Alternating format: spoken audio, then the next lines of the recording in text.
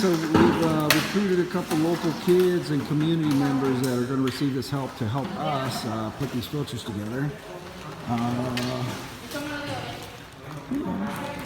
Pretty straightforward. Giving them instructions and they're doing the work. John and the guys are setting up, filling these things up with food.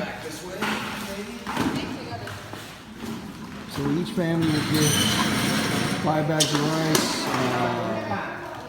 beans, a little bit of meat, and some cooking oil. But most importantly, you'll get that water filter. So this is it.